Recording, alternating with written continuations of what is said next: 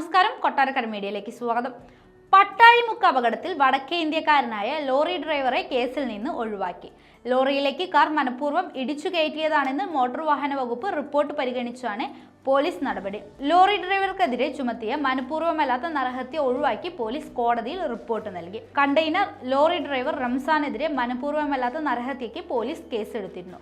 വെറുമൊരു അപകടമല്ല, അമിത വേഗതയിൽ മനഃപൂർവ്വം കാർ ലോറിയിലേക്ക് ഇടിച്ചു കയറ്റിയതാണെന്ന് സ്ഥിരീകരണം വന്നതോടെയാണ് ലോറി ഡ്രൈവറെ കേസിൽ നിന്ന് ഒഴിവാക്കിയത്. മരണത്തിലേക്ക് കാർ ഓടിച്ചു കയറ്റാൻ ആഷിമിനെ പ്രേരിപ്പിച്ചത് എന്താണെന്ന് കണ്ടെത്താനുള്ള വിശദമായ അന്വേഷണത്തിലാണ് അടൂർ പോലീസ്. അനുജയെ കൊലപ്പെടുത്തി ആഷിം ജീവൻ ഒടുക്കിയതാണോ, അതോ ഇരുവരും തീരുമാനമെടുത്ത് മരണത്തിലേക്ക് വാഹനം ഓടിച്ചു കയറ്റിയതാണോ? ദുരൂഹതയും സംശയങ്ങളും നീക്കണമെങ്കിൽ ഇരുവരുടെയും മൊബൈൽ ഫോണുകളുടെ ശാസ്ത്രീയ പരിശോധന പൂർത്തിയാകണം. വാട്സപ്പ് ചാറ്റുകളും ഫോൺ വിളി രേഖകളും വീണ്ടെടുക്കണം. അതിനുള്ള പരിശോധനയിലാണ് സൈബർ വിഭാഗം.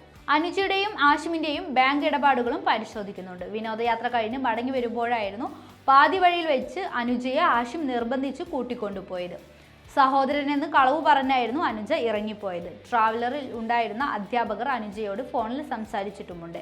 പിന്നീടാണ് അപകടം നടന്നത്. കൂടുതൽ കാര്യങ്ങൾ അറിയാൻ സഹപ്രവർത്തകരായ അധ്യാപകരുടെ വിശദമായ മൊഴിയെടുപ്പ് തുടരുകയാണ്. അനുജയുടെയും ആഷിമിന്റെയും ബന്ധുക്കളുമായും പോലീസ് സംസാരിക്കുന്നുണ്ട്.